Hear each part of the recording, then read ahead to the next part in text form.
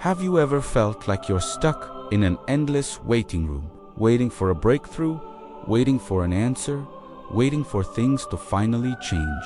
It's a heavy, lonely place to be. If that's you, then I want to talk about a very old, very honest piece of writing that speaks directly to that feeling. It's Psalm 13. The psalm starts with a cry that probably sounds familiar to many of us. The writer David just lays it all out there, asking God 4 times in a row, "How long? How long, Lord? Will you forget me forever? How long will you hide your face from me? How long must I wrestle with my thoughts and have sorrow in my heart day after day? How long will my enemy triumph over me?" These unpolite, quiet questions whispered in a church service. This is raw, unfiltered emotion. It's the sound of someone at the end of their rope. And what this teaches us is so powerful. Our faith doesn't have to be silent when we read in pain. God isn't fragile. He can handle our frustrations, our questions, and even our accusations. In fact, honesty is the foundation of a real relationship, and that includes our relationship with Him. The psalmist feels completely forgotten, totally overwhelmed, and dangerously exposed. His enemies feel like they're winning, and hope seems like a distant memory. This is the struggle of waiting for deliverance, that intense space where our faith and our doubts are in a constant battle. But then, something shifts. After pouring out his heart, the psalmist doesn't just give up and walk away. The tone of the psalm begins to change. It's a subtle but crucial turning point. He moves from complaining about his situation to making a request. He says, "Look on me and answer, Lord my God. Give light to my eyes, or I will sleep in death." It's a pivot from despair to dependence. He's saying, "I'm still here, and I'm still looking to you. I need your help. I can't do this on my own." He's actively choosing to turn his face back toward God, even when it feels like God's face is hidden from him. This is a deliberate act of faith. He's not waiting to feel better before he prays. He's praying in the middle of the mess, asking for the light he can't see on his own.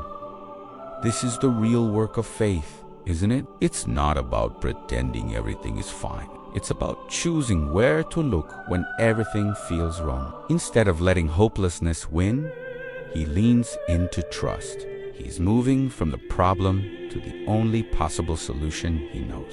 It's a powerful reminder for us that even a small step toward God, a simple plea for help, can be the beginning of a breakthrough. It's the moments we stop staring at the storm and start looking for the lighthouse. And that's what leads to the final, incredible conclusion of the psalm. And this is where it all comes together.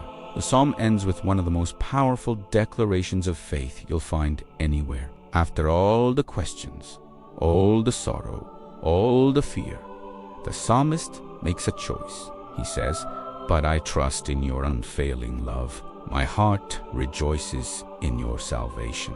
I will sing the Lord's praise, for he has been good to me."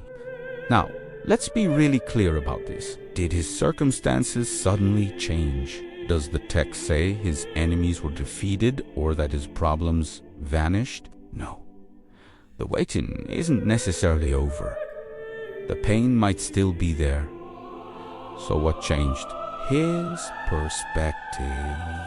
He chose to trust not in his feelings, not in his circumstances, but in the character of God. He remembers God's unfailing love. He decides to rejoice in the salvation he might not fully feel yet, and he commits to singing praise, not because of what has happened, but because of who God is. This is what it means to have faith in the dark. Praise doesn't always come after the victory. Sometimes praise is the very thing that leads us to it. It's a weapon against despair. Psalm 13 shows us a path from honest lament to defiant trust. It assures us that even when God feels silent, his love is not canceled. His goodness is not on hold. So if you find yourself in a long season of waiting, asking how long, remember this song. You are not abandoned. Your honest prayers are heard, and joy can and will return. Trust in His unfailing love, even before you see the answer.